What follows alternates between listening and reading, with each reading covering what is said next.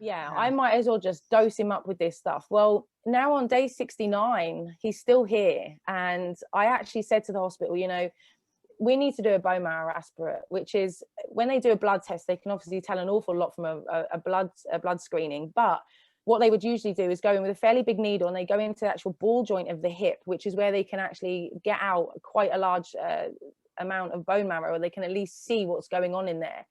And so they did, they agreed to go in. And I said, look, I just need you to tell me there's definitely nothing in there, because you said 3 days, he's still here.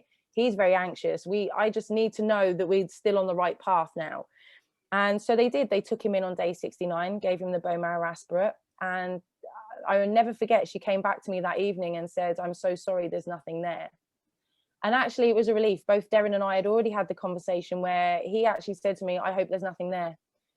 And I said, I do too. And he said, because I don't want to be prodded and poked anymore. He said, if there's something in there, they're going to start poking me again. And I just don't want it anymore. And I agreed. So it was quite a relief, but he started to have their night terrors and things like that. And it wasn't great. So they wanted to introduce sleeping tablets.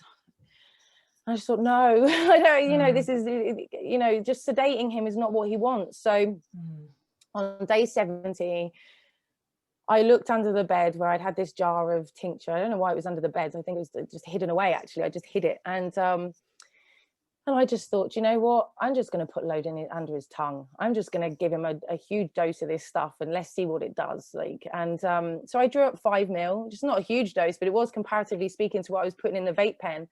And I put it under his tongue. And within half an hour, 20 minutes maybe, I literally saw the relaxation come over him. It was like a wave. It started at his head and he just relaxed. I saw his shoulders drop. I saw him just sit back in his bed and he just looked relaxed for the first time in such a long time.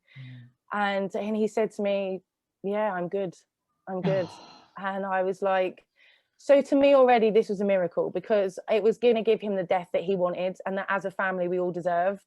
And so I thought, well, great, this is it. I'm just going to keep giving him this until the day he dies, because this is amazing. But then I panicked because a nurse came to the door. Now, this was the first most amazing thing that I saw cannabis do. This was another completely unbeknownst to me amazing side effect, was that he'd become very addicted to this drug called cyclazine. And cyclazine is an antiemetic, so it's an anti-sickness. And they're meant to put it in over a 15-minute syringe driver. And they didn't have any syringe drivers. So the nurses would have to stand for 15 minutes putting the drug in with a syringe. And in the Bristol Children's Hospital, they didn't have time to do that either. So they would just put it into him very, very quickly. And the risks of that are heart attack immediately. But Deryn was quite accustomed to this drug and they gave it to him very quickly. Now, what that did was it gave him a feeling of euphoria. And he likened it to being wrapped up in a blanket. He said it just made him feel safe, like he was in a bubble. And so he, for the previous 9 months, had become very addicted to this drug called cyclazine, so much so that if they didn't turn up on time with it, he was on his buzzer, you know, where's my cyclazine? And he was very addicted to it. He would get very angry if it wasn't there on time. And the nurse turned up perfectly on time with his cyclazine. And I thought, oh my God, like, what if what I've just given him contraindicates with what they're now going to give him, and you're gonna have to tell them the truth. I'm going to have to tell them here now. Oh my God, I don't want to tell them because social services and I felt this panic, absolute panic, and I didn't need to, because he turned around to her and he said, "Oh, you can take that. I don't want that." And I looked at her, she looked at me, and I said, "Take it before he changes his mind," because for the last 9 months I'd seen him seriously like heroin addiction. And she kind of looked at me and I said, "Just take it." And I looked at him and he said, "I don't need that. I don't want it. I feel good. I don't want that anymore." And I was like, thank you. Yes, thank you. Thank you, because that drug was another horrendous drug. And so I just kept giving it to him. And he was on nothing now at this point, you know, no palliative care, no painkillers, no nothing. And 5 days later, I just kept giving it to him. And we were sat in they had a big lounge area, and we were sat out there watching a film, but Deryn had fallen asleep with his hand in between his leg. And he woke up and he's pulled his hand out. And he looked at me and he went, "Mum, look at my finger."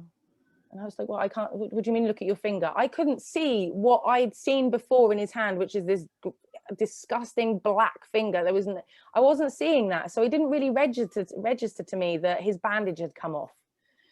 And I looked and I said, what do you mean? He said, Mum, look at my finger with the bandages come off. And I looked at his finger and it was much, much skinnier. I mean, they had taken an awful lot of flesh, but it was pink. There was blood flow and it wasn't black anymore.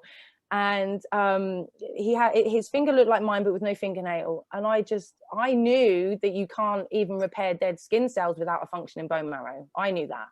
So how blood flow was now going to these fingers and they were healing. And I just like, oh my Lord, like, so we called the nurses in and they looked and they said, oh my God, we need to do a blood test. And I said, you told me 5 days ago there's nothing in his bone marrow. If it's not in his bone marrow, it's not in his blood.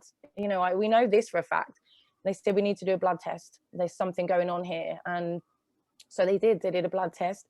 And now anybody that knows anything about white blood cells, you have 5 different white blood cells, but the one that they really focus in on is called the neutrophils. And they're the ones that are very responsible for fighting infection. So at any time during a cancer treatment, if the neutrophil count goes below 1, they're called neutropenic. And then if they have a temperature or anything like that, it's automatically antibiotics and you know, hospital admission and all of these things. So his neutrophil count on day 69, day 70 was 0.0005. It's negligible. There's nothing there.